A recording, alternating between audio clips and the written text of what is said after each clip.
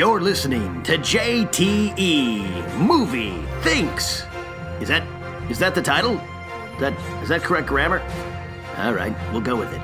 It's a show about movies and thinking. And now, here's your host, every man's hero, JTE. What's up, everybody? Welcome to a brand new episode of JTE Movie Thinks. Once again, I am back to talk movies with my friends, and I have a dear friend here today, everybody. He's back, the man, the myth, the legend, the comedian, the one, the only, the raw, Mark Ellis. It is great to be back with you, buddy. The last time we did a Movie Thinks episode together, you just mentioned this. It was you, me, and Finstock, and we were drenched from just playing basketball. Yes. And we were talking John Woo movies. Yep. And it was a lot of fun. Yeah, we actually took a special field trip. Right. My parents signed the permission slip. Exactly. And we went to one of my favorite theaters in LA called the New Beverly. Yeah. Which just shows like crazy ass 80s, 90s, 70s, as far as the 60s and 50s, really. It's a theater Tarantino took over. Yeah, it's basically his wet dream. It's like a lot of martial arts movies or old-timey westerns. A lot of his movies play there, too. This whole month they're playing The Hateful Eight, and like this weekend they're playing it with The Thing. John Carpenter's The Thing as a double bill. Ooh. I mean, that's like a 5-hour commitment. It's worth it. Yeah, it is worth it. And a lot of people say The Thing, he said The Thing, I think he said his interviews, or I read it somewhere, was definitely inspiration for that movie. I understand that with like everybody's in clothes and you're trying to find out what's going on. Tarantino seems like such a fun guy and maybe the worst guy to work at a video store if you just want to rent a movie and get the hell out of there. Because he used to work there. That's how he started out, you know, in showbiz, if you want to call it that. But he's one of those guys that used to work at your local video store and you just want to rent a movie and get the hell home, and he will talk your ear off about why your pick is right or why your pick is wrong. Depending who you are. Me going into that video store, I love this guy. If you're just some, Joe Schmo who's not a big movie geek and just wants to rent the newest Kevin James movie, then I can understand. I just want to rent the Zookeeper and go home. Then I could understand why you're like, ugh. But I love that theater, and The Killer. I love showing movies to new people. Yeah, and I loved watching it because it reminded me, it was like I mentioned on the show, it was like watching a comic hone their material that would later be used in something like Hard Target, which is one of the movies I loved growing up. And and I love talking movies with you because I feel like you and I in an alternate universe, or maybe not an alternate universe, but a universe that existed 30 years ago, we might not be comedians and talking movies for a living. We would actually be the guys that worked at where I grew up, Video Update, and we would be the guys that would be judging customers as soon as they walk out the door. Can you believe that jackass just rented that movie again? I could totally see that. I see you as like almost what Ryan Reynolds was in Waiting, and I was like the Justin Long a little bit. Yeah, we'll Christian be Dane Cook then? Okay, that makes sense. Exactly. He's the cook. He's the manager of the store, I guess.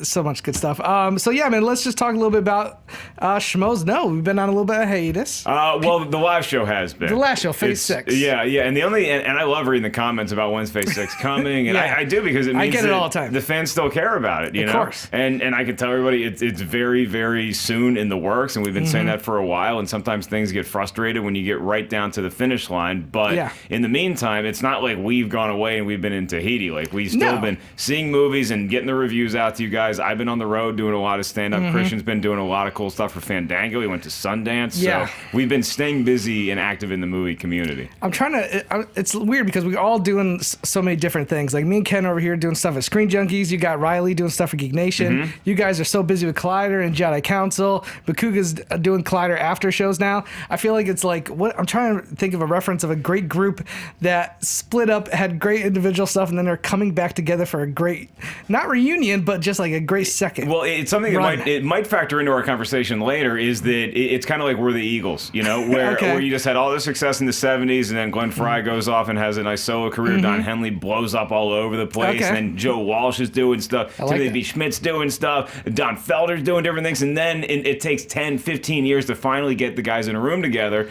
and say, hey, guys, we can sell out stadiums. Let's do this. And it's not going to take us that long, but it's something that we're going to be very excited about. And once it comes back, all this stuff, all these question marks go away. But understand, until that happens, everybody's waiting. It's going to be bigger, better. It's going to be great. And we can't wait to have everybody who has been an alumni of Schmoes Know to this point come back and celebrate with us. And finally, the conclusion of the ultimate Schmodown. Oh, right, between me and little old box office breakdown. Christian and I talk about it. I know you guys talk about it, and you guys sound very confident. We talk about it. You know what it is? It's like the college football season, which we never wanted it to be like this, because college football season, you play the regular season, and then you find out if you're in the national championship, and then you know what you do? You wait for a month and a half to actually play the game, and everybody gets fat and out of shape over Thanksgiving and Christmas, and that might be us. Like we might waddle onto this set. It might be 4 guys who get every round 1 question wrong until we get our wits about us again, and then the second and third round. But I can tell you this. I know you and Finstock are very theatrical people. You guys are going to have a great production for the introductions. Nothing is going to beat what Christian, George Harloff, and I have in the works when we get introduced. Okay, interesting. So you're telling me I need to step up my entrance game. You guys might see our entrance and then just concede the game to us. It's going to be that dynamic. Really? Yeah. Okay, that's interesting. Now I'm thinking of what the ideas we've had. Okay, I need to run to a celebrity right before the entrance and just come out with Tom Cruise or something. That would be as Maverick. Or, I don't know, something. So I need to go big now, and I don't know what to do. You're playing mind games with me, and I don't even know what to do for entrance. I didn't know I could get in your head this easy, but maybe that's why you wear the hat. Maybe you're like Magneto. Yes. All right. Well, let's get to the meat of the show. Let's do it. JT Movie Things. I'm going to ask you, Mark Ellis, what's the last movie you watched from beginning to end? Now, I say this for a lot of my people come on here. Right. You're not just any. Well, you are a schmo, but you're not any average schmo. You go to press screenings. You have to see movies. It's your job. Yeah, man. I want to know what's the last movie you watched because you wanted to. Or maybe it's something you caught on TV. Maybe it's something that was on Netflix that you haven't watched yet, and you're like, you know what? I always wanted to see this. Or you know what? I need to rewatch this again. Or maybe it's a movie you had on your shelf, and you just dusted it off. So you know what? I need to watch Hard Target for the 100th time. Okay, fine. If you don't want to talk about Deadpool, then we won't talk about Deadpool. I don't want to talk about Deadpool because I haven't seen it yet, like the rest of America. Totally your call. Well, it's funny, and I always do watch a lot of movies, even in my spare time when I can. So one of the ones that I actually did watch very, very recently was the documentary History of the Eagles, which is phenomenal. So we can have that as a backup if you've already talked about the movie that I caught most recently. I watched a lot of movies on planes. I had some that were rented on iTunes that I thought about watching. I could have watched Casino. I could have watched Sleeping with Other People, I believe, the new Jason Sudeikis movie. Yeah, with Alison Brie. I had those in, and then I start perusing through the free movies that American Airlines offers on their transcontinental flights. I'm going from Boston back to LA, and I see all these cool movies. I'm like, man, they have a lot of good options for free. And then I come across a movie that I'm like, I don't know that I've ever actually seen the end of this. And it's the Steven Spielberg, Tom Cruise hit Minority Report. Oh, okay. Have you talked about Minority Report yet? No. I'd love to talk about this movie. Let's do it, man. It's one of my. Tom Cruise and Spielberg connected on 2 films together. War of the Worlds. Minority Report. Right. In my book, Minority Report is a much better film. Yeah, War of the Worlds is so exciting to watch to watch the exposition go down and see what's happening. Then after that, it kind of peters out. Once they start, turning humans into spaghetti noodles, it's like, okay, I see what we're doing here. Spaghetti noodles? Yeah, okay, I see what you're saying. But Minority Report is something that I love when I watch a movie, and it's not only a great action sci-fi premise, but it challenges the viewer to think, to maybe even take a side as far as policy and government and what should be policed and what should not be policed. And can you really, you even get into a legal case with that, where it's can you actually prosecute for something that hasn't actually happened yet? So it's just so fascinating on multiple levels. Let me ask you this. You said you weren't sure if you saw the ending? Yeah. Was this a movie that you caught in? You obviously didn't catch it in theaters. No, I didn't. I remember renting it. It was maybe one of the last movies I rented from Video Update. Was it came out, and I was maybe tired or something. And I fell asleep, and I just missed it and just didn't have a chance. I had to be kind and rewind and get it back to the video store on time. And I just never actually caught the ending. That's so interesting to me. That's so interesting to me. Yeah. Let me just. So for me, as a film geek growing up, a new Spielberg film was out. I'm seeing it in the theaters no matter what. Right. What was going on in Mark Ellis's life, where he's like, I don't need to see a new Spielberg film with the biggest star in Hollywood. What was it? Was movies just not your priority at that time? I guess you could say that. I mean, I was probably somewhere. I think the movie came out 2002, 2003, around that somewhere area, around there. And so I was probably just graduating from college and living with my first girlfriend and writing telling jokes and preparing to go on this stand-up journey, which I would later embark on. So, because I don't think Minority Report had come out when I had gotten to LA. I think it was already had been released before that, so that's my best guess. But there really is no excuse. I mean, you're right. It's a Spielberg movie, and which is enough to get me in the theater. It's a Tom Cruise movie, enough to get me in the theater. I was always a huge Colin Farrell fan. Going way back, he always had some sort of screen panache that I thought he could do big things with. Do you remember what movie was introduction to you for? Because a lot of people, I think Minority Report was introduction to them for Colin Farrell. It was a Minority Report. I want to say he was in SWAT before that, or maybe the Pacino movie, The Recruit, but I can't actually remember. You know what? Sure, SWAT was after. Minority Report might have been the movie that put him on the map for me, and I was like, I like this guy. Okay. And then I went out. And I'd seen some of the movie. I mean, I'd seen at least a good hour of it, but actually getting to watch the whole thing was a really cool experience. And it's a great immersive film to watch on an airplane, because you're all of a sudden not thinking about how long you have to sit in the seat for. You're actually, it's one of those movies where you don't want the pilot to come on and say, gotcha, you got to turn your computer off because I want to see the end of this movie. I gotcha. And I think Colin Farrell's first film that really put him not on the A-list or anything like that, but put him on the radar was a film by Joel Schumacher called Tigerland, which was a very low budget movie, which is very much takes place I think it's a Vietnam era film, but it all takes place during the boot camp. Yeah. And I think, that happens in Hollywood a lot. An actor does one of these smaller films, then all these big studios want to start casting little things. Spielberg is really good at that. He takes a good character actor and gives him little roles in his films, and 4 or 5 years later, that actor is now a huge A-list star. Yeah, once you get past all the great storytelling and the huge effects ability and the way that he's able to work with the cast he also has a great eye for talent. Yes, in front of and behind the camera. He's good at mentoring, and even somebody like Michael Bay, who he produces all the Transformers movies. It's Spielberg is able to see the talent that Michael Bay has, or somebody like Robert Zemeckis, where he's just able to see the innate ability, and that it needs to be nurtured and coddled a little bit. And it's great to have somebody like Spielberg be your mentor, somebody like Colin Trevorrow, who when Steven Spielberg when he needed to talk to Spielberg about making Jurassic World, Spielberg's around for him. When he wanted to go make his movie, Spielberg's like, I'm hands off. You guys let me know if you need anything. Now we say about that, Spielberg kind of bring out a protege. A lot of people are saying J.J. Abrams is kind of like his protege right now. But look at what made him think, I'm doing Transformers at DreamWorks with, Paramount or whatever company, I believe it's Paramount. Why do you think he went to Michael Bay? Money. So it was just money. You don't think he was like, I have a hard time believing, I understand Michael Bay is a great director when it comes to action scenes and technical wise. Right.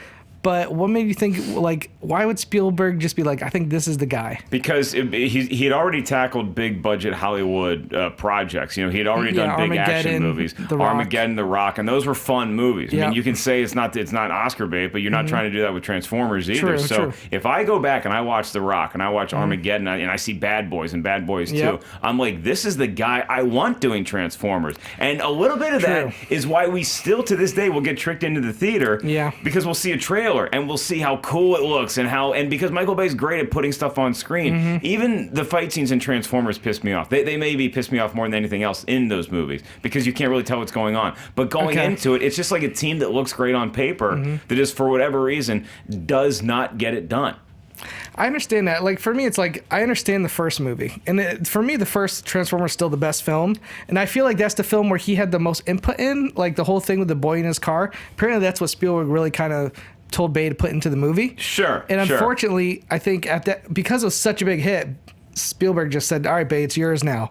And that's why we got Transformers Revenge of the Fallen. That's why we got Dark Side of the Moon. And to me, the worst in the series was the fourth one, Age of Extinction. I think we're on the same page with that. But, if you're Spielberg and you're working on your own movies, it's like you're doing Lincoln and you're directing Daniel Day-Lewis. You're actually directing Abraham Lincoln, because Daniel Day-Lewis hasn't showed up to set in 3 weeks. The guy won't even take his cell phone out. You're actually talking to an 1860s character. True. And then you get a text from Michael Bay asking you something. It's like, yeah, do whatever the hell you want. I have Scrooge McDuck kind of money because of the movies you made. That's and I don't have to do anything. Go off and make your movies. Yeah, I mean, it's just cashing a check making those movies at this point. You're guaranteed $1 billion worldwide every time you make one, no matter how bad it is. And he's doing the fifth one, so. Yeah, I know. But and now we're gonna have confidence going into that one, because I love 13 Hours so much. It's like there's just. That's right. Can we touch on that a little bit? Sure. Just a tad. I'm not, saying I disagree with you. You're welcome to. I know I'm welcome to, but were you prepared for all the comments and the feedback, it wasn't like negative really. It was just shock that the movie got 5 out of 5. The whole me giving a perfect score to 13 Hours thing actually played out exactly like I thought it might. Okay. Where it did bring some more attention to the review than it would have anyway, which is not why I did it. I'm not a stunt kind of score, but I did it because I actually felt that way about the movie, and so I knew there would be a backlash because people, A, either just couldn't believe that it was a Michael Bay movie that I liked that much, B, people thought that I was being super American and patriotic, which I wasn't, and also people can't believe that it was going to be a perfect movie. And they hadn't seen it yet. That review came out on a Tuesday and Wednesday, so people can't rush to the theater and see it. They have to sit on the fact that Mark Ellis gave this movie a perfect score for like 3 or 4 or 5 days before they're able to go actually see the movie. But I also knew that once people go and see the movie, there's going to be a contingent, albeit a minority contingent, but still a group of people that are going to see that and actually come tell me that they agree with me. And that happened too. I got a lot of tweets about people saying, you know what, I'm shocked too, but I actually love this movie. Interesting, because obviously I look at the comments and all that. For me, it's you have to go on to the director's obviously past work. So I think that's what made it hard for some people to swallow. It's like me coming to you saying like Bogut for the Warriors is playing like LeBron James. Right. Like nothing I've seen or his stats tell me that he could do something like this. Right. Or even somebody like DeMarcus Cousins who because it's somebody who you don't like or somebody whose attitude in the past has turned you off. So it's like I'm already not rooting for this guy. And one of the jobs, I think, of a movie reviewer is just you go in there and you have to turn all the blinders off. I can tweet out a Michael Bay joke 2 minutes before the movie starts. When the lights go down and the credits come up, I have to get all that crap out of my head and enjoy the movie that I'm watching as a singular entity and not as... Because you can watch 13 Hours and you can see Michael Bay isms. And I noticed them. Sure. The slow motion and the way that the action transpires. But I thought that unlike the Transformers movies where that's a hindrance to those films, here it actually accentuated the story that he was telling and the way that he was trying to make the viewer feel like we were actually there in the suck with these guys. And I never felt like I was a guy in a theater watching that movie. I always felt like I was right there in Benghazi suffering the same hardships as the soldiers.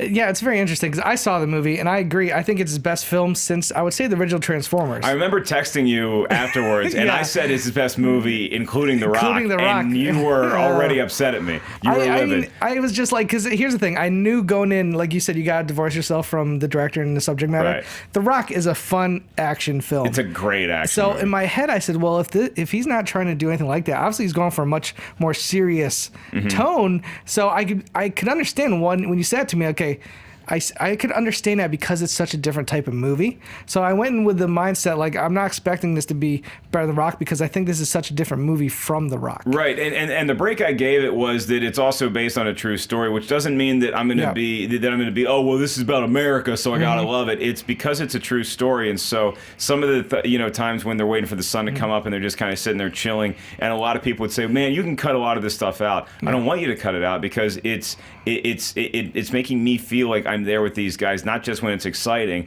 when it's boredom. You always hear people talk about being in Vietnam or being in a Gulf War when it's like, what war is it's 23 hours and 45 minutes of boredom and 15 minutes of sheer terror. So going through the action scenes, you have to have the other side of that if you really want to make the viewer feel like they're participating in this. So I didn't think there was anything extraneous in 13 Hours. The Rock has a car chase that's in there because Michael Bay wanted to wreck cars. Exactly. I totally understand that. For me, like, I just recently rewatched The Hurt Locker.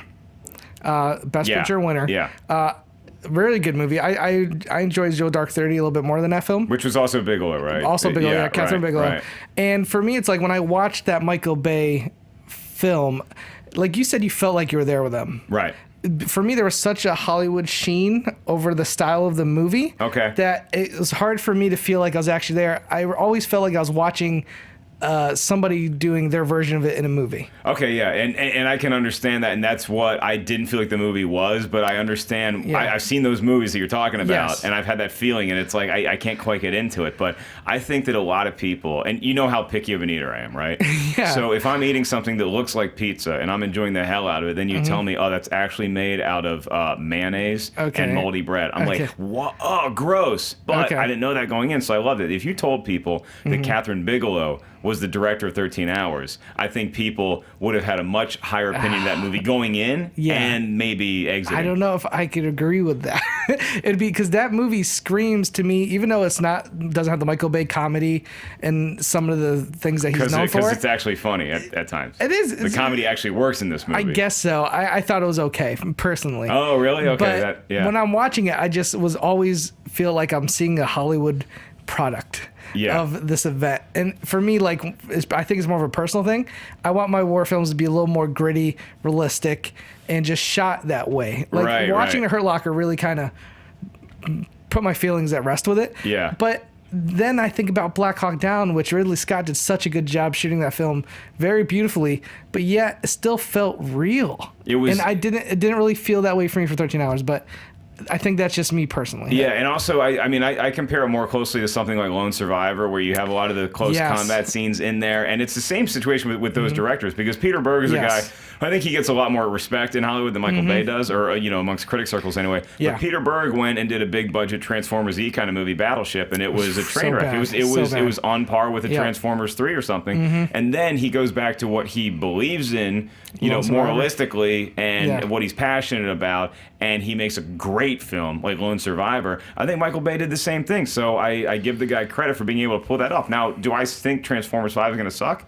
Yeah. I do. I think it's going to be I think he's going to wipe his ass with all the good ideas that genius writer's room came up with, and he's just going to sell a lot of Bud Light and make a lot of explosions. But with models being, ducking missiles and stuff. Right. Sorry, we got off on a tangent. I just wanted to touch on the 13 Hours thing with you, because here's the thing. We're not doing a Schmoes Know show for the past few months. These are conversations I would have with you. I know. Like the second the score came out, I was like, I wish it was a shows week just so we could all sit around and talk about this. Yeah, and you and I locked eyes when I came in to do TV fights last week, and it was like we have 19 things on the docket to talk about after this is done, and I had to run to a screening, so I apologize. No, it's okay, but let's get back to Minority Report. We totally went off on a tangent there. Yeah.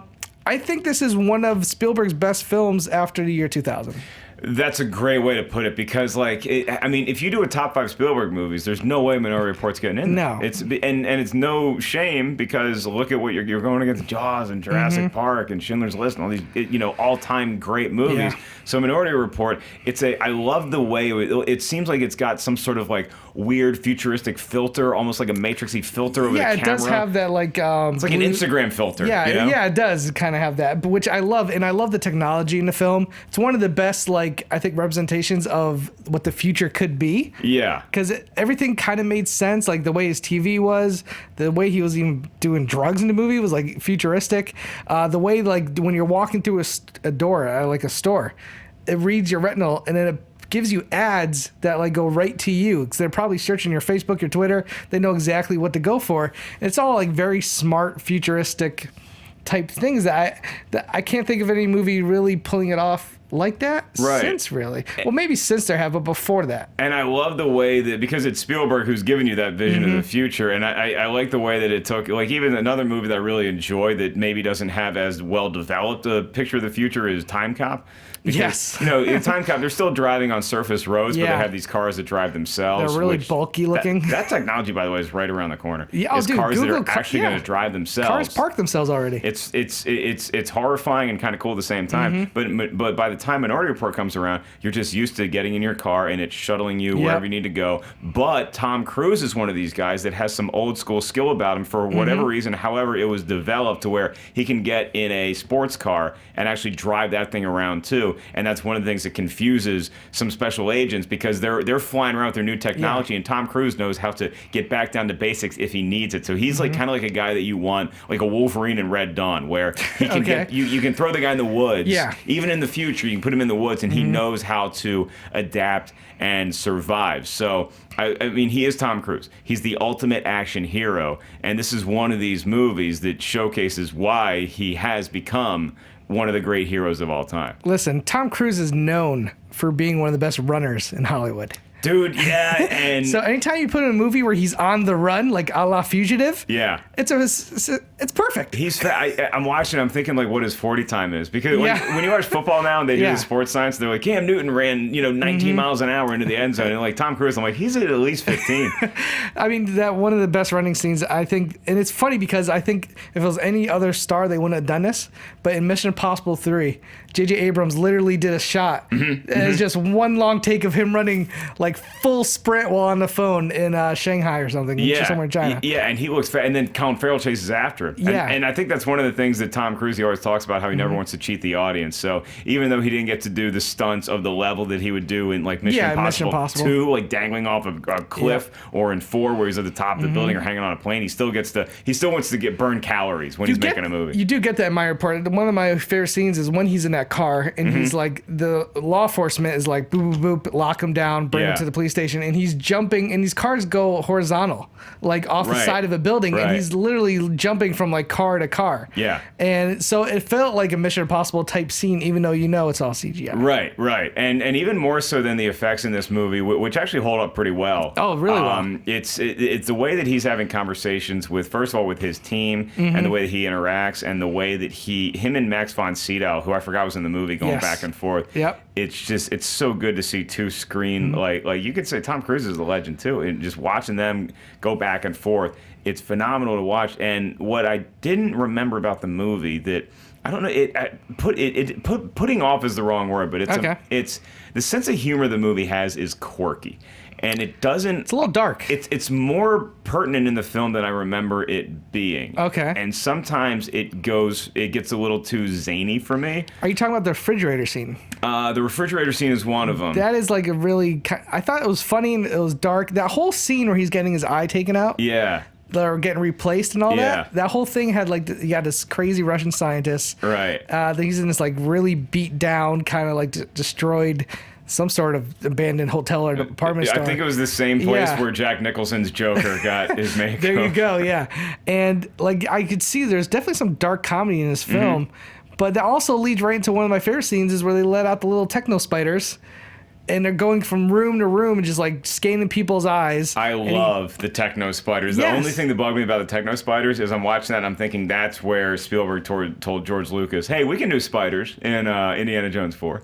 Yeah, no sweat. I just did these techno spiders. We'll do these spiders in Indiana Jones 4, and they'll look phenomenal. When were there spiders in Indiana Jones 4? There's that scene in Indiana Jones 4 when I think they're spiders when they all come out of this thing, and it's just like the entire shot is encompassed by it's either spiders or tarantulas or ants or something like that. They're fire ants. It's fire ants, yeah. And it's just like you can see the wheels turning, and I'm like, but at least these spiders are made of metal. Like clink, the sound design, oh, it's so good. And he's in the bathtub. He submerges himself, and they still find him, and they like lift his eye. So that part's amazing. Here's one thing I really like about Spielberg and Tom Cruise. The two films they have done together, War of the Worlds and Minority Report, even though they're really fun summer blockbuster movies, there's moments where Tom Cruise just gets to bring his A game in the acting department. They're heavy. Like War of the Worlds, there's a few scenes with his daughter, with Tim Robbins. Like there's some great scenes where him and his daughter just like Tom Cruise is bringing his A game. I don't want to ruin it in case some people out there haven't seen my report, but there's a hotel scene that takes place. Right. And there's this moment that they tease throughout the movie of like something happening. Yeah. Because he is literally, in the movie, they're able to tell whether someone's going to murder somebody. Right. And they have these precogs that will see a vision of the future, and sometimes it's premeditated murder, sometimes it's a crime of passion, and it doesn't matter because these precogs, they don't just go on intent, they go on what is actually going to happen. So even if JTE swears he was not going to murder somebody, if the precog saw it, JTE was going to murder somebody, and he needs to get behind bars for it. And that's what happens with Tom Cruise in the beginning of this movie. He's hit that he's going to kill somebody. Yeah. And he's like, just like JT would be, I ain't gonna kill nobody. Yeah. Well, the precogs feel otherwise, Josh. The precogs feel otherwise. So there's a moment where that comes to a head in the film in the hotel. You know what? I want to spoil it. So listen for the next 30 seconds. I'm just gonna spoil this scene because it's one of my favorite scenes in the whole movie. Do it. If you haven't seen Minority Report at this point, you should have seen it. Skip ahead. Skip it about 30 seconds a minute. Josh will go quick. Yeah, I'll go quick. So basically, he gets there, and what we learned early in the film is that his son is abducted at a very young age, and it caused a split of him and his wife, and it just destroyed him as a human being. And I think that's part of the reason why he's in this police force stopping from people killing people. And he's also popping some pills at night. So at this point, he gets to the hotel and he walks in. There's all these photos, and he realizes slowly that he's in the room of the man that kidnapped and killed his son.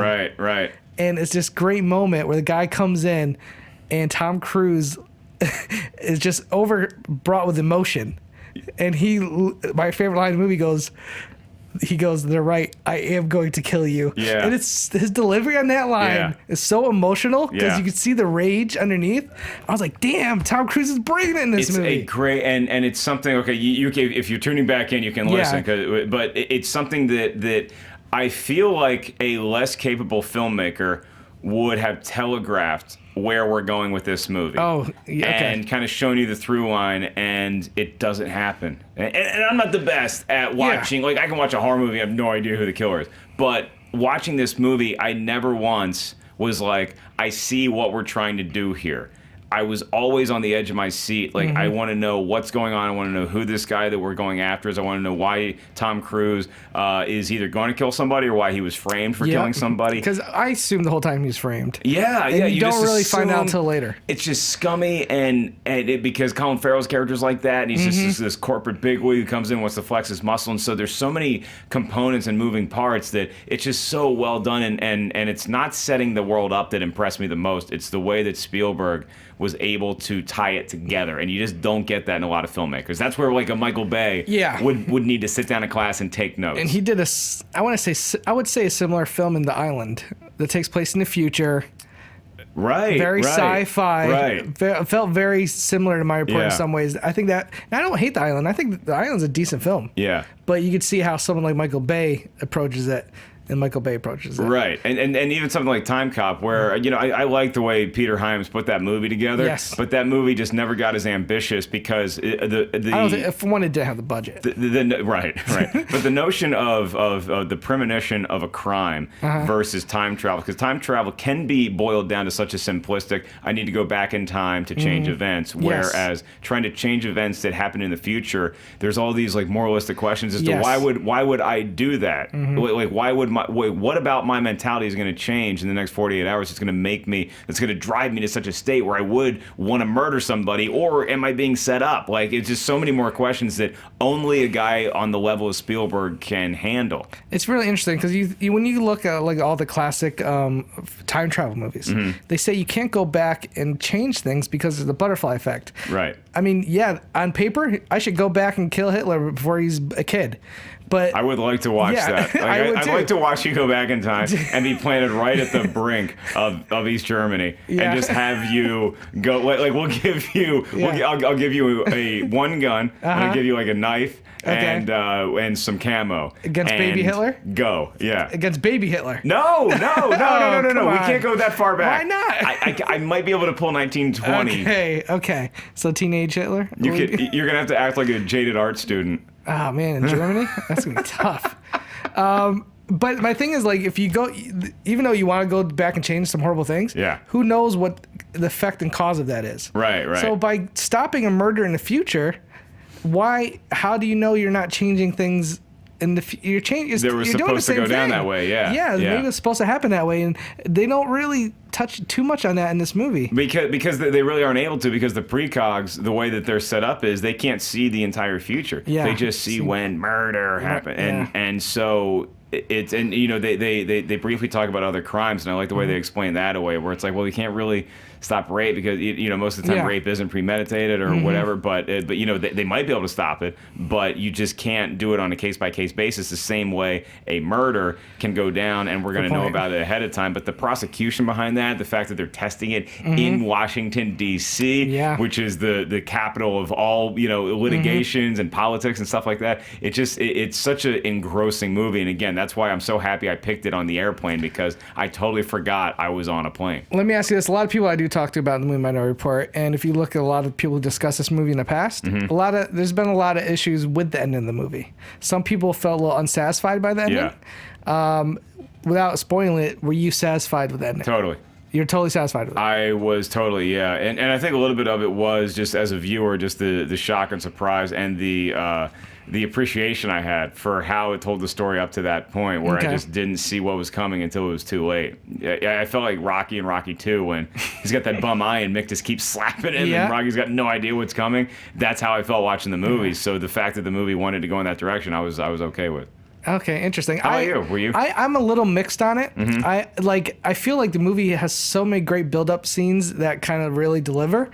I think the ending kind of just... There's not like it's not like Mission Impossible where there's a giant bomb that's about to go off. Right. It's not like a huge action sequence to end the movie. It really is kind of... It's him doing more of like... I don't even know how to describe without spoiling it, but it is not like a huge action set piece to end the movie. Yeah. It just kind of... Story kind of... tells itself at the end, and it's not really done through action. But don't you think that's more of it being honest and true to what Taylor was telling, as opposed to being like, well, we got to do one more big action scene? I do, but when you have the whole movie feels like it's adrenaline rush. Of of course, the beginning it starts with the action scene, then the whole movie is him on the run, right? And so it does feel like an action blockbuster for the whole time, but it doesn't end like an action blockbuster. It ends, which I don't think is a bad thing. I think it's just when you're like, oh, it's over. Well, that's a dude who's forced into action. I mean, he's a cop already, so he's going to encounter action, but he's forced into action against his will, as opposed to a guy like Ethan Hunt, who literally, Ethan Hunt, if he takes a vacation, the guy is still a daredevil and a thrill seeker, because he can't, like, most people don't climb rocks by themselves on vacation, but that's what Ethan Hunt chooses to do. Like the guy in Tom Cruise's character in Minority Report, if he's going on vacation, he's just doing a lot of drugs and watching old home videos. Yeah, no, that's true. A lot like Van Damme and Time Cop. There you go. Good point. I really do want to revisit this film. I own it on Blu-ray. I should just watch it again. It is one of my favorite Spielberg films after 2000, because he really went on a spell where he was trying to do smaller films like Terminal, Catch Me If You Can, which I love. Catch Me If You Can. Terminal's okay. I never caught the Terminal, but is it almost fair to say, and I don't want to penalize Minority Report, but is it fair to say that Minority Report is the best non-classic Steven Spielberg movie? What do you mean, like outside of the all-time greats? I mean, I'll throw Jaws in there. I'll throw Close Encounters in there. I will throw Jurassic Park. I'll throw Schindler's List. I'll throw E.T. I really love Lincoln. In the Indiana Jones movies, Lincoln. It's a totally different movie, but that might be his best movie. I would say Lincoln, as of right now, is a non-classic Spielberg movie. So it's probably between Lincoln and Minority Report for the 2000s. For the non. Are we missing anything? Yeah. Adventures from Tintin. I thought Tintin was great. I thought it was great too, but I want to put it up there with Minority Report. It's not as good as Minority Report. War of the Worlds, I had a lot, even though it's a fun movie, I had a lot of problems with that movie, especially towards the end. Yeah. Yeah, man. How did you feel? Were you a big fan of Bridge of Spies? Because I thought it was kind of slow and. I thought it was good. Yeah, that's me. Yeah, it was good. But when you go, if you look at, which I always end up boiling everything down to sports teams, where if you look at a sports team that's headlined by Tom Hanks and Steven Spielberg and a worthy Best Supporting Actor in Mark Rylance, right? It's like Belichick and Brady. And you expect that team to go 14-2 and get to the Super Bowl and win it. And this one went 11-5. Yeah. Made it into the playoffs. Maybe won the wild card game. Yeah, and we're out the first round, maybe. Yeah, and so especially with that premise going in, I thought it could have gotten really political thriller intrigue. And some of the shots that were in the movie, like the way that he used shadow, and I don't usually get into this kind of shot composition stuff when I'm watching a movie, but if it affects me, I'm sure it affects a lot of other people too. It's just the way he used some shadow and lighting, and it kind of, I get you're trying to make a point, it just kind of took me out of the film for whatever reason, so. Yeah, I understand that. All right, so that basically covers my report. Yeah. I want to talk a little bit more about some other things we have talked about because I haven't seen it in a while. Hit me, man. Let's talk about your top 10 list. Because for me, one of my favorite things at the end of the year is the top 10 list. I love seeing you and Christian's list. And the past few years, I have agreed with Christian's more. It just, not that I agree with it, it's just our lined up a little bit more similar. It's okay for more people to be wrong than just one person. It's okay. Yeah, totally. Your number one film of the year, I believe, was Star Wars. The Force Awakens, yes. Yeah, and I think the betting money was you and Christian would have that as the number one. Christian actually went against it. He went Ex Machina 1, and then I think he went Star Wars number 2. Yeah. Yes. What was your number 2 film? Ex Machina. It was Ex Machina. Ex Machina so you guys 2. were just flip-flopped right there, huh? No. The Martian was 2. Martian was 2 for you? Ex Machina was 3. Yeah, Wow, for me. you love Ex The Martian Machina was much. 3. I think The Revenant was either 4 or 5. Okay. And then something else that I gave 5 out of 5. Schmoes 2 was the other top 5 movie. Interesting. But I think Creed was in your top 5 also. I think Creed was 4. I think Okay. it went Revenant, Creed, Ex Machina, The Martian, and Star Wars. One of those might be flip-flops, so don't hold Let me to ask that, you this, but- because my number 1 was Mad Max Fury Road. I thought it was a masterpiece. Creed was my number 2. Mm-hmm. Like, for me personally, and I said this when we did our top 10 video with the B team. Yeah. If you put like a Schmoes choice in front of me, I'd probably take Creed over Mad Max, but I couldn't ignore that. I just felt like Mad Max was perfectly done. Whereas even Creed, I could argue you could probably edit a couple things out. It was, yeah. I mean, I personally didn't need the motorcycle chase scene, or the motorcycle chase, with the motorcycle, like the kids Attack. echoing the running through. No, in Rocky or in Creed. When I know what you're talking you about now. And when he's going on a jog, and it's like, I get it. It's like when Rocky was training, but I still appreciate it for what it was doing. Yeah. But Mad Max was just such a. Was that in your bottom 10? Or was It that was in my mid? bottom 10. Yeah, I think it was number. It was somewhere from 6 through 10. I really don't remember. Gotcha. It's cool. Like, here's the thing I wanted to ask you is, like, I look back at my top 10 list from the previous years. Right. Has there ever been a time where you feel like your number 1 has changed over time? Because sometimes you do get caught up in the season. I mean, Star Wars was at an all-time high. Now, I'm not saying Star Wars isn't going to be your number 1 next year, but, like, looking back, I had Selma number 1. I had Whiplash number 2. Right. Now, looking back that list and watching the films again, I think I might have overreacted a little bit to seeing Selma.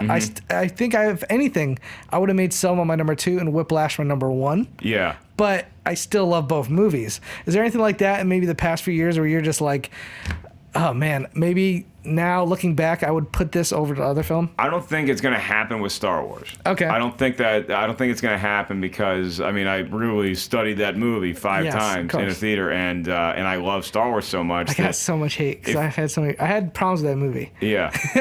Which is fine. Which is fine. Yeah. But if it's a fight, if it's a dead heat between Star Wars and The Martian, and everything else is equal, then I'm going to go with the Star Wars movie because that's one of the ways that I break a tie, is that you look at the film, and if the films can't sort themselves out, then you have to go to an outside thing. It's like a tiebreaker in football. It's like, now I got to look at schedule or whatever else. So it's Star Wars, and the fact that it was Star Wars and it had this mountain of hype to climb over, and it managed to succeed brilliantly so in doing that, then I was so taken away by that movie, and I just thought it was such a great return to form for the franchise and what the promise of the future is. So I wish I could have been at a screening with you guys because I went with Andy Signor, Ken Knapsack, Alicia Malone. I was with Alicia Malone's +1. I remember I was here the morning you guys were going. Yeah, and I watching that movie with everybody. We all enjoyed the hell out of that movie. Yeah.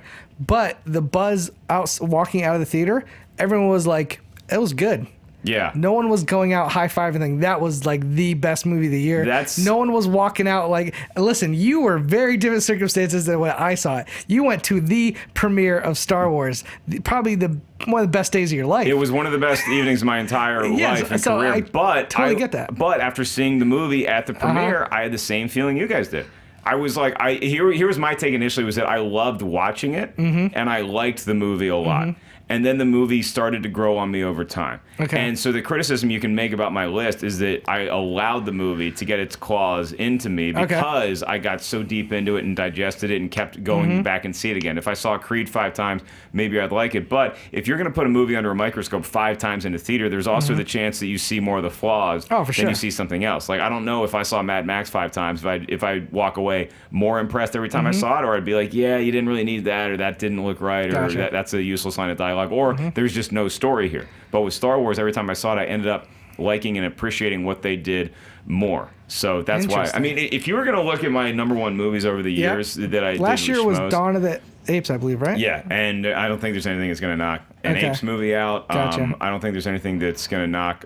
Zero Dark 30 was number one year. I don't think anything's going to knock Christian that out. had Zero Dark 30 number one. I think did I you did also? too. Yeah, and the only one that I think I want to go back and revisit. Yeah. Is a Steven Spielberg movie number one. Oh, did you put Warhorse number one? I certainly did. God, I certainly did. I'm back of my head. I'm like, I knew he really liked Warhorse, but he didn't put it number one. I think I did. Wow, interesting. Yeah, and again, I got to see what I might go home and watch that video because I want to see what else came out that year that I might go back and watch. But again, Warhorse I thought was so well done, and it was so great to see Steven Spielberg do World War I. Yeah. And the way he told that story. And like maybe I'm a sucker deep inside for animal movies. I didn't know I was, but maybe if I was a movie reviewer in 1989, I would have made The Adventures of Milo and Otis number one, hands down. But hands down number one. Yeah, I really got taken aback and swept away in a world of imagination by that goddamn horse. And it's being a reviewer, is it tough when you take a stance like that and you're kind of alone in that stance? Because very few people I knew liked that movie, and if they did like it wasn't close to number one. Me, at that point, I think I was just starting with you guys, and I remember thinking, oh, wow, Warhorse? Yeah. And I think, obviously people are going to scratch their head a little bit, but listen, you're not the only critic to do that. A lot of critics go out for certain movies that just connected to them, and they put it in the number one spot. Is it hard for you sometimes, like when you are the only one championing for a film, do you ever feel like, oh, maybe I'm wrong, or maybe it's just, personally, that's the way I feel? You got to have thick skin to do this. Yeah, of course. At first, because you are going to get a lot of comments either way. And you know how I feel about stadium rock. Like if you're talking about like Van Halen or Guns N' Roses or even like Journey or something like that, it just makes people happy, right? Yeah. That's what I prefer to see in my music. But every so often, it's nice to not be the stadium act that pleases everybody. Sometimes it's nice to be that underground punk rock band that pisses the majority off. But man, the fans that come to see punk rock shows in sweaty underground clubs, they're the most fervent supporters. You just jam out 3 chords all night long. So sometimes it gets to be good. So like with 13 Hours, that's what happened. Is that the masses were certainly not supporting me, but I had there's a clique that's going to come in and say, you know what, you're right. We agree with you. So I understand that. Being on an island is not necessarily fun, but sometimes it is cool to be a heel. I never seek it out. I don't like it, but sometimes it's nice to see a different perspective of humanity. Then you go on the internet and you're like, everybody's just awful. Everyone's just awful. Yeah, YouTube comments are the worst. Yeah. I often say, like, if this was Ghostbusters 2, the slime underneath the city would be caused by YouTube commenters. That's hilarious. It's just a bunch of pig It's just hate. It's just a river of hate. Yeah, I had one guy the other day, he was commenting, and I don't mind if you comment, you voice your opinion, but when you start commenting on everybody else's comment, that's when it pisses me off a little bit, because now you're just infiltrating your hatred on something else. One guy actually said, he was like talking about how the Schmoes, we only have 250,000 subs, like that's a bad number. And he's like, the reason why they don't have more subs is because of Ellis. And I'm like, what? And he's like, and I'm like, okay, so for my own show, you think the best way to get my own show more popular is for me to quit doing my own show? The show that I wanted to do is a show that I should no longer be a part of if I want to see that show do well. It's like, what are you talking about? Yeah, when I did movie fights for the first time end of last year, and I won. It was funny seeing I got a lot of love for the comments, but every once in a while there's somebody who just comments with, it's not even like they were mad at the way I fought. They're just like, the fat guy in a hat, I don't like his voice. Yeah. They just... It's like, hey man, thanks. I'll smoke some cigars and try to work on that for you. I like to comment jokingly back, but it's just like, I don't know where they come with the mindset of like, oh, they're on YouTube, so I have free reign to just talk shit about. You got to keep it positive. You got to. You can't ever show weakness. And again, you don't know what's going on in people's lives when they write that comment. You don't know what their mental state is. And people, I guarantee you this: people who comment like that online do not do that in person. If you met them in person, it's going to be a very different ballgame. Totally agree. But that's YouTube. Yeah. All right. Well, I like to end the show, Mark, with quick thinks. Basically, we tweeted out, what's the last movie you watched? I'm going to read out your Twitter handle. Okay. I'm going to mispronounce your last name, probably. Okay. And we're going to talk about, real quick, just your quick thoughts on the movie. Hit me. All right. Clay Williams, big fan of the Schmoes. Clay Kid 100. Last movie he watched was Sin City, the first movie. Oh, man. I remember seeing that, and it took me like 10 minutes to get into the vibe of it. And and you know, the way that it is like a comic book jumped on screen, or like a graphic novel jumped on screen. And but once I got locked into that, I really enjoyed it. Yeah, that's a movie, you know, I haven't revisited in a long time, actually. Yeah. And I missed the sequel. I just skipped the sequel. I think a lot of people did. I think it was just too late. And I do like Bruce Willis. I remember liking Bruce Willis in the movie, and Clive Owen. Right. But I remember trying to rewatch it after it came out of theaters, and for some reason I just couldn't keep my attention. Yeah. So it's something I need to revisit. I haven't seen in a while. It's a tone you're either into or you're not into. Yeah, I think that's it. And so I think maybe it's a mood for me. Like, am I in a mood for Sin City? Because it's a mood kind of movie. Christopher Woodburn, at Joker something. I can't see it. The Dark Knight. The Dark Knight? The Dark Knight, not Rises, which is a movie you and I, we're on a pedestal where you and I do not love. That's what I was saying with The Dark Knight Rises. When I started hating on that a little bit initially, that was me being a punk rock band, and then I turned into Green Day because all the masses started to agree with me and say, no, that movie isn't good. No, I was working. Or not as good. I'll say. I was around the show at that time, and I remember being on your side. Dude, and I needed it. And then Harloff loved it. Yeah. And it's so weird when you think you know somebody's taste, and then it just goes the complete opposite. But I think a lot of people have joined us in The Dark Knight. It's not a horrible movie. I understand. But it's got problems, man. It pisses me off more and more every time I see it. But The Dark Knight is just about perfect. It is just about perfect. Iconic performance by Heath Ledger. It's great seeing Batman have to go through a moral dilemma like that. It's just it's the perfect sequel to a comic book movie, and it might be the best made comic book film ever. I agree with you, man. Heath Ledger absolutely kills it in that movie, and what else can we say? And Michael Caine. Michael Caine. God, I love. Just one of the best movies. So good. Joe H. Des. I don't know what that means. At Joe Hernandez 201. Room with Brie Larson. Did you see this? I still have not seen Room. Because this was me, Copster, Cody, and Ace all had this in our top 3, I believe. People were raving about it, and I have the screener on my desk at home, and I just have not been able. I can't imagine that. Like, I asked Harloff, was like, dude, do you think you would put this on your top 10 after he saw it? And I think originally he said no, but then I think he kind of wavered on that because it's one of those movies, once you watch it, sticks with you, man. It's funny, I haven't even seen the movie and I'm already rooting for Brie Larson to win. Yeah, she's so good. And that kid really deserves something. I don't know what. I heard that, yeah. It's unbelievable. One of the best performances by a kid. Yeah. Ever. So yeah, definitely see it. I think Schmo would love to hear your thoughts on it. Yeah. Let's see what else we got here. Ooh, Chris Zimmerman, friend of the show, at Zimbimbim, Bone Tomahawk. Did you see Bone Tomahawk? No, everybody's telling me I gotta dig into Bone Tomahawk, and it's like, you know what, that movie, every time I'm on the road, I'm like, I'm gonna buy that movie on iTunes and watch it on the plane. Then I'm like, that's not a plane movie because definitely not a plane movie. I don't want somebody in the seat next to me puking. Totally understand. I saw it. I really enjoyed it. I saw it before we did our top 10 list because I heard some people were putting it in their top 10. I wouldn't put it in my top 10. But it's a very throwback to old school Western. Right. At some points in the movie, it gets gruesome. I'm talking like Green Inferno type gruesome. Oh, wow. And I didn't. So it's a weird mix of like a really old school Western, and then at some points it brings the violence to a really higher degree than you think it's going to. So it's a little jarring. Yeah, I'll put it on the list. It's a slow movie, but I do recommend checking it out. David Wright at David Wright 96, The Deer Hunter. That was an awesome experience, is what he wrote. Have you seen The Deer Hunter? Yeah, I mean, it's like awesome experience is one way to describe it, but God, that thing is intense, dude. That's funny though. It's intense for about 30 minutes of the movie. Mm-hmm. The whole beginning, there's a elongated scene where like they're at a wedding before they go to Vietnam. And then it jumps to when they're in Vietnam, and it's one of the most intense filmmaking for like 30 or 40 minutes while they're being captured and they're out there fighting. But then the last hour of the movie is like what happens once they get back to their home and what they're dealing with, and Christopher Walken, what they dealt with. So like I think some people go into it thinking they're getting a Vietnam War movie. Right. When that's really a small portion of the film. It is, but that experience, it might be the perfect encapsulation of what the Vietnam experience was like for people who had to go over there, you know? So, no, totally.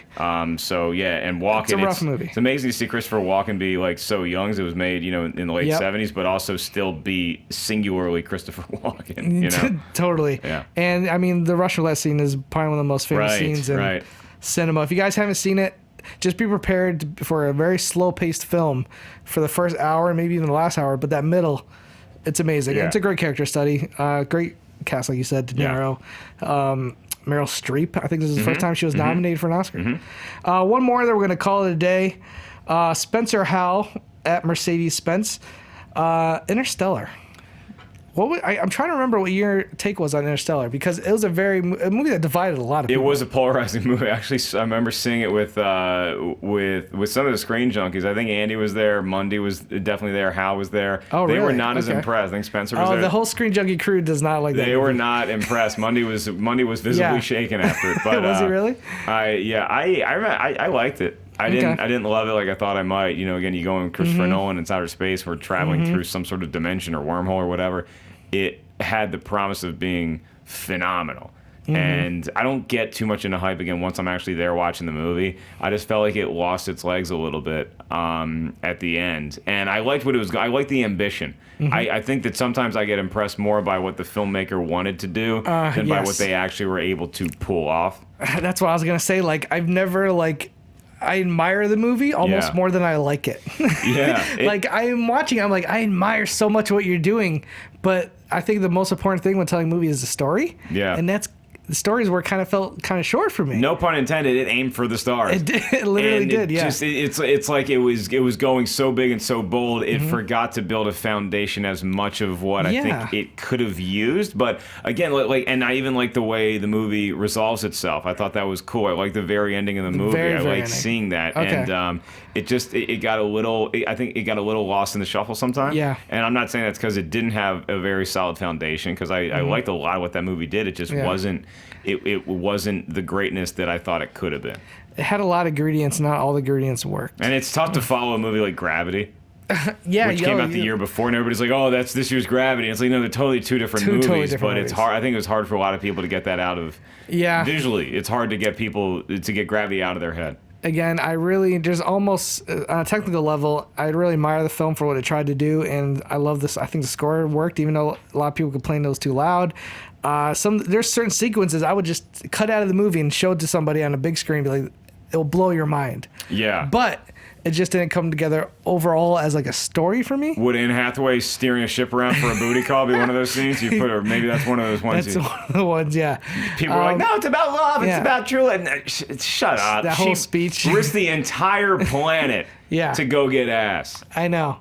Yeah, I know. So the movie has its problems. Again, I enjoy aspects of it. I actually recently rewatched it because I just wanted to give it another chance. And it's the same thing. It's one of those things where I'm like, man, there's part of this movie I just absolutely love in a vacuum, but when you put it all together, just some of it doesn't work. Because I've heard of people that I think, maybe even Christian, but I don't want to misquote him. I think he went back and watched it again and was really impressed by it. Yeah, same thing with Stuckman. He went back and liked it even more, like the third or fourth time. And for me, it's kind of like I felt almost the same way I felt the first time. I enjoyed parts of it, but as a whole, it didn't really come together. It's a movie that I would give it the benefit of the doubt of revisiting. You know? Yeah, no, I have it on Blu-ray. Yeah, but I did that for Dark Knight Rises, and I hate that movie more every time I see it. Yeah, Dark Knight Rises, so many problems. Like, I love Tom Hardy as Bane. That's the only thing that really keeps me coming back. I'm going to sabotage you next time I do the show. Okay. I'm going to sabotage you, and I'm going to watch The Dark Knight Rises the night before, just like come on here and just bitch about it for 45 minutes. I was with you when that movie came out. There were so many problems, especially with the ending for me. The ending sucked. The stupid. Every fight scene looked fake to me. It looked staged. The punches aren't landing. The reactions aren't correct. My biggest issue was, like, I was so impressed because I thought Nolan brought Bane in to show that this guy physically destroyed Batman in a fight, okay? Yeah. And I said to myself, oh, this is great. Batman's going to have to use his brains to beat this guy. He can't just go up and punch him. Mm-hmm. And what does he do? He goes out, trains in a hole, he heals his back magically. And what's his plan? I'm going to punch you in the face. Yeah. I was like, okay, you just totally missed opportunity. Again, we're probably gonna get a lot of comments just from this. Marion Cotillard's destiny. And then when they made Bane a second fiddle, it turned into Adam West Batman at the end. And I said that. The Adam West movie, there's a scene where he has a giant bomb and he's running out of the harbor. It's the same thing. But you know what? I have similar problems. It's done now. I have similar problems with Force Awakens at the ending. That's fine. But That's another episode, another podcast. We're focused on episode 8, Rogue One, and Batman versus Superman. I think when I get Christian on this podcast finally, we might have a little Star Wars rumble. And again, I like Force Awakens. It didn't make my top 10, but it was like if I was doing a top 15, it would have been in the top 15. Yeah. It just missed my top 10, but I really enjoy a film, but I can't help but like it's like when everyone's just loving something so much, part of me is like, what am I missing? I need to find out. Right. All right. Well, I won't text either one of you guys for 3 hours because I know you guys are going to be engaged in We'll be engaged. I'm trying to get him on the show, guys. I tried to get him on today for later, but he's a busy man. Yeah. Luckily, you live pretty close by to where I do the show. Always nice to come on here and say, well, I tried to get the other guy, but Mark was available. No, I got you first. We found him sleeping in a bush outside the studio. So. The reason why Ellis has been on the show 3 times is because I have heart. He has heart and he wants to come and do it with me. I actually like you. Harloff is just a busy guy. Listen, he's a family man. I understand. I get it. So basically, the point of this podcast was check out Minority Report and don't have kids. Perfect. All right, so real quick, Ellis, tell them where they can find you. You can find me on Twitter or Facebook, all the good stuff, at Mark Ellis Live. That's also my website. We can get upcoming tour dates, which include this weekend, Valentine's Day weekend, I'll be in San Diego at the La Jolla Comedy Store. And next weekend, I'll be at the St. Louis Funny Bone. So you can get tickets at markellislive.com. And make sure you check out Schmoes Know on YouTube. You can subscribe there and check out all our movie reviews and go back. Watch me gush about 13 Hours. Watch Christian gush about Dark Knight Rises. Whatever you want to do, have a blast. All right, guys, you can catch me at Schmoes JTE. Do me a favor, listening on iTunes, and you felt like we gave you a 5-star podcast, go ahead and give us a 5-star rating. I think we did. And we crushed it. Also, catch me every Sunday on Box Office Breakdown, where me, Tom Dagnino, Sarah Stratton break down all the big numbers for the weekend box office. It's a lot more fun than it sounds, I promise you. It's a blast. Also, check me out on the Schmoes Know Phase 6 coming soon. Yeah, check out Box Office Breakdown versus the Schmoes in the final of the Ultimate Schmoedown. Exactly. And I'm hopefully one day to face you or Christian in movie fights. Bring it. I'm looking forward to it. 'Cause you guys are strong competitors. I want to play the best. I'll roll out of bed anytime and fight anybody on this planet. Great. All right, guys. Also, catch me on Screen Junkies, Screen Junkies Plus. We got awesome shows. And speaking of Interstellar, I did want to mention, check out their Honest trailer. It's one of my favorites of theirs. The Honest trailer for Interstellar is one of my favorites. It definitely points out some of the problems I had with the movie, and I think you'll tend to agree. I'll watch that, and then I'll decide if I'm going to go watch the actual Interstellar. There you go. Yeah. Perfect. All right, guys. Thanks so much, and keep watching those movies.